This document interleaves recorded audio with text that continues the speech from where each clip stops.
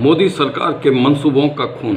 जी हाँ, मोदी सरकार के मंसूबों का एक बारगी तो खून हो ही गया है। हाल ही में सुप्रीम कोर्ट ने ईडी के चीफ संजय मिश्रा को लेकर जो फैसला दिया है, उससे तो मोदी सरकार ज़बरदस्त टेंशन में आ गई है। फैसले के मुताबिक ईडी के चीफ 31 जुलाई तक ही प्रवर्तन निदेशक के पद पर काबिज रह सकेंगे।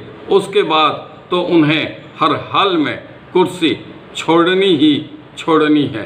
साथ ही सरकार को भी प्रवर्तन निदेशालय के निदेशक के पद पर किसी और को नियुक्त करना है। वैसे ईडी के चीफ संजय मिश्रा को 31 जुलाई तक पद पर बनाए रखने की सुप्रीम की इजाज़त से बीजेपी सरकार को भी ज़्यादा खुश होने की ज़रूरत नहीं है।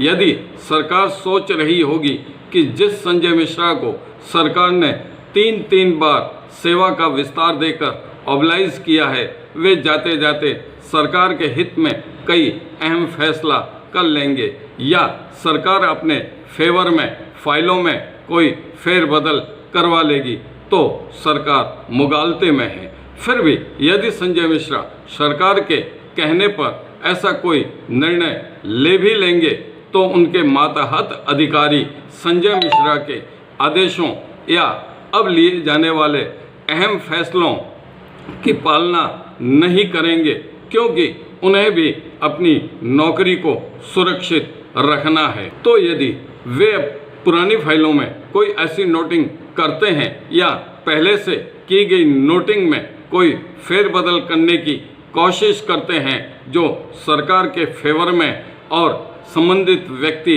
या पक्ष के खिलाफ जा सकती है, तो ऐसी कारगुजारियों पर मिश्रा के मातहत अधिकारियों की बाज नज़र रहेगी। ऐसी स्थिति में जाहिर है कि अब संजय मिश्रा सिर्फ दिखावे के लिए ही पद पर बने रहेंगे, ताकि पद रिक्त नहीं माना जाए। साथ ही सरकार को 31 जुलाई तक नए एनफोर्समेंट डायरेक्टर नियुक्त करने का समय मिल जाए। यह तो साफ है कि 31 जुलाई तक संजय मिश्रा तो पद पर रहते हुए ऐसा निर्णय नहीं कर सकेंगे जो किसी के खिलाफ की गई या की जाने वाली कार्रवाई को प्रभावित कर सकें।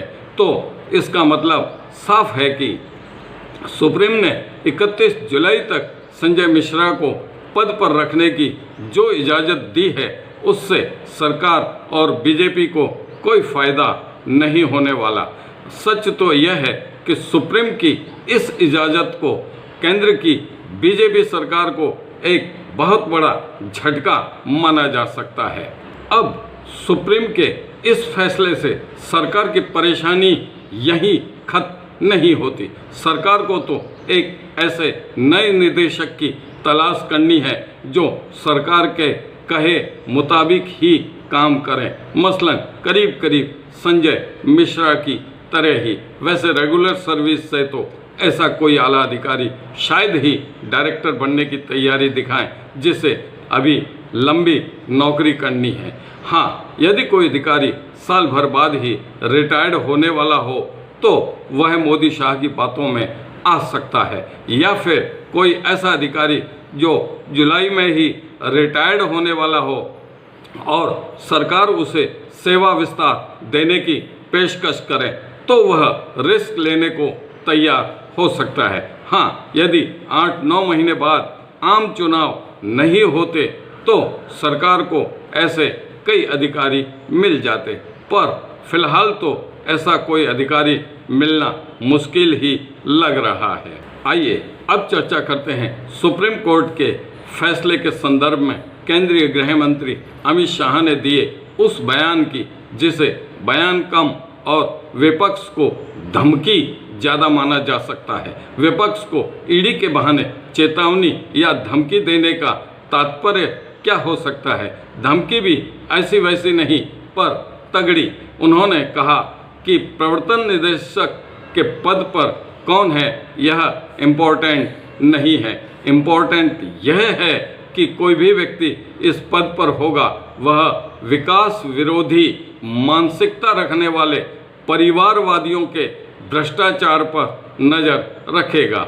यह भी कहा कि भ्रष्ट और कानून का उल्लंघन करने वालों के खिलाफ कार्रवाई करने के लिए ईडी की शक्तियां पहले की तरह ही है। मसलन भ्रष्ट लोगों पर कार्रवाई का ईडी का पावर वही रहेगा।